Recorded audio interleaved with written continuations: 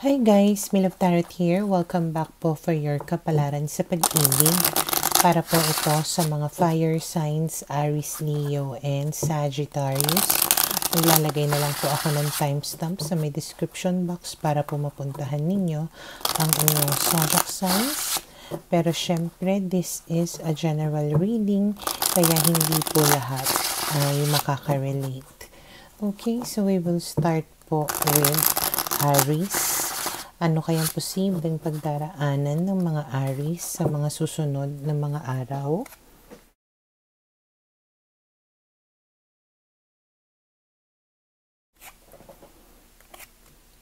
Okay, so base sa mga barahan na to, mukhang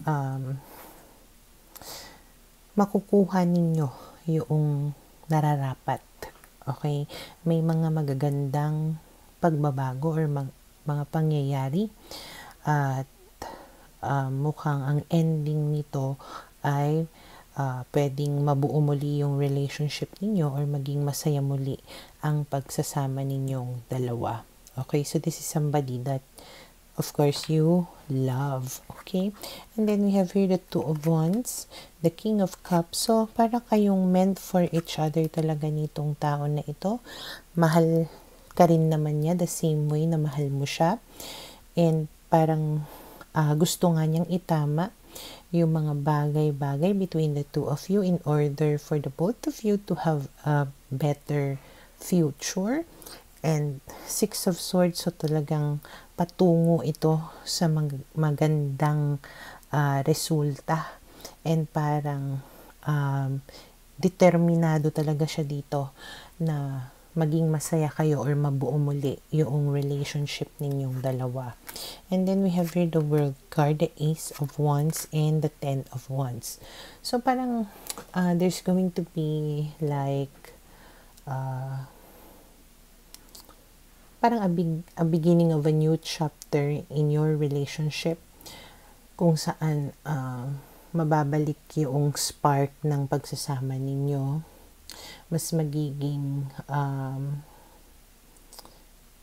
mapusok yung pagsasama ninyong dalawa. Pero it does not mean na it's going to be a walk in the park.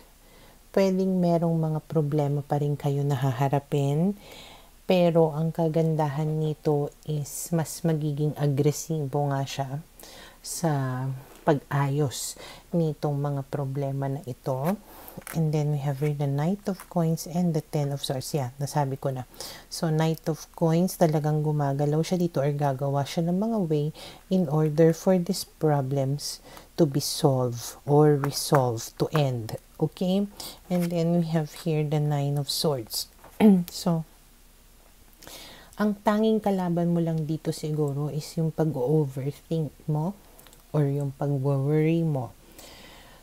Pwedeng hindi mo yun maiiwasan na mag-alala, na mamroblema every time na meron kayong problem na haharapin.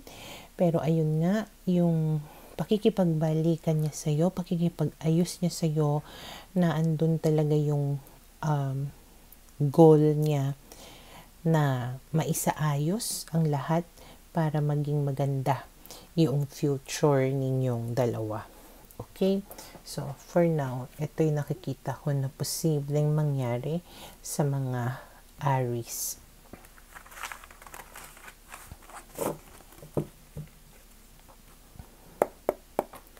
Para sa mga Leo, okay, let's see. Ano kaya yung posibleng pagdaraanan ng mga Leo sa mga susunod na mga araw? We have here the Lovers, the Sun, okay, the High Priestess, and the Four of Coins. So, sa nakikita ko dito, mukhang magiging masaya naman kayo ng lover mo sa mga susunod na mga araw. Kung wala kang lover, pwedeng magkaka-lover ka at magiging masaya kayong dalawa. Okay? Na parang gagawin mo ang lahat ng makakaya mo para maging stable to, or para kumbaga hindi mawala yung happiness na ito, para mapanatili yung kapayapaan, yung pagmamahalan sa relationship ninyong dalawa. And parang mas nagiging wise ka dito, mas ginagamit mo yung utak mo dito in approaching kumbaga yung mga problems or in dealing with the relationship and your issues, okay? And then we have here the Page of Cups, the Tower, the King of Swords, and the Four of Swords. So, nakikita ko dito na yung person mo is patuloy naman na nagsasabi sa'yo ng mga magagandang bagay, nangangako sa'yo ng mga yung ikabubuti nga ng relationship ninyong dalawa. Parang magkakaroon kayo dito ng pag-uusap kung saan pwedeng maungkat ninyo ang lahat-lahat.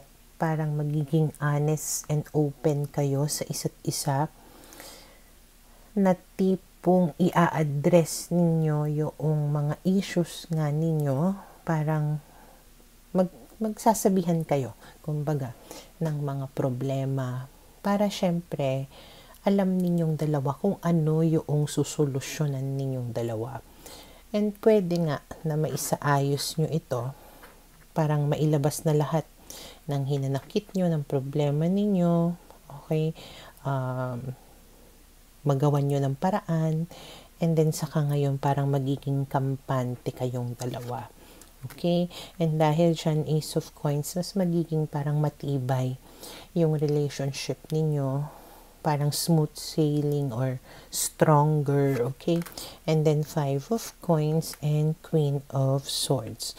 Though, nakikita ko lang dito yung hindi ko alam kung merong magsusungit sa inyo or may ugali na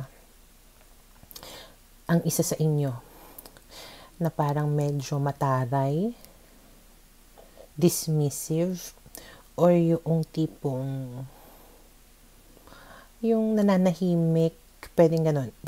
Pwedeng yung isa sa inyo yung pag may problema nananahimik, lumalayo. Pwedeng yung isa sa inyo parang nagger, talagang dada ng dada. Pwedeng isa yun siguro sa gagawan ninyo ng ng paraan para lang mapanatili yung takbo ng yung magandang takbo ng relationship ninyong dalawa. 5 of Swords, Ace of Cups. Kasi pwedeng nagkaroon na kayo ng history dito na merong talagang nagsinungaling, and then lumala yung conflict ninyo sa isa't isa. Pwedeng may lumayo, pwedeng merong dada ng dada, parang ganyan. So, kung maisasaayos nyo yun, pwede nga maging harmonious yung relationship ninyo. And then 7 of Wands, meaning nga yung parang patuloy nyo talagang pinaninindigan, pinaglalaban, or working things out in the relationship para mapatibay ito. Okay? So for now, ito yung nakikita ko na posibleng mangyari sa mga Leo.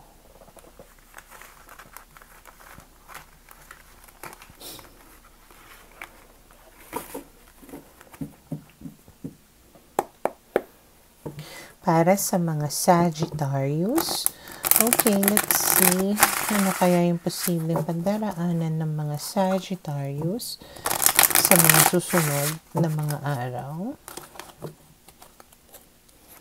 Okay, we have here the 7 of Cups, the 7 of Wands, the Devil, and the Page of Coins. Okay, so base sa mga barahan na to, parang meron kayong opportunity or opportunities na darating sa inyo, or options. Kumbaga may choice kayo. Pero napaka-stubborn ninyo. Okay, talagang may pinagpipilitan pa rin kayo. May pinaninindigan pa rin kayo. Na kahit na toxic na, kahit na hindi ito nakakabuti sa'yo nga, talagang pinaninindigan mo. Okay? So, kahit na may dumating sa'yo na option, or opportunity, hindi mo ito tinitake.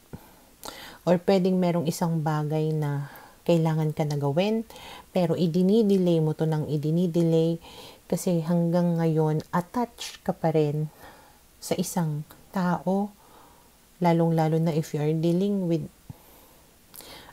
Earth sign, Taurus, Virgo, Capricorn, or somebody who is younger than you or immature. Okay? So talagang pinaninindigan mo yung attachment mo dito sa tao na ito. Na tipong nasisiraan ka na ng ulo sa kakaisip, na alam mo naman na hindi ka naman na masaya sa tao na ito, pero sige ka pa rin ng antay, sige ka pa rin ng asa na maybe meron pa rin magandang kahihinatnan ito. Pero pwedeng itong tao na to ay niloloko ka, nagsisinungaling sa'yo, or pwedeng alam mo naman na niloloko ka pero patuloy ka pa rin na attach sa tao na to, hindi ka makalayo-layo, talagang pinaglalaban mo siya. Okay, and then you have the Ten of Cups, the Hangman, and the Queen of Coins. Well, yung iba sa inyo, naiintindihan ko kung bakit mahirap na i-let go. Kasi lalong na kung halimbawang meron kayong anak or mag-asawa na kayo. So, isa yon sa mga dahilan kung bakit nahihirapan ka na pakawalan itong tao na to. Tapos, pwedeng kayo pa yung nagtatrabaho, pwede kayo yung basta kayo yung nagtataguyod kumbaga dito sa relationship na ito. Okay? And then we have here the Two of Coins, the Hermit. In fairness, nag-iisip ka rin naman. Okay? Or parang tinitimbang mo rin naman yung mga bagay-bagay, no? Medyo nag-iisip ka na kung tama pa ba, na i-continue mo to, kung i-let go mo na lang, ganyan. Pero siguro hindi ka pa dumarating sa punto na talagang makukuha mo na yung lakas ng loob mo para gawin yung alam mo na tama. But we have here the Magician.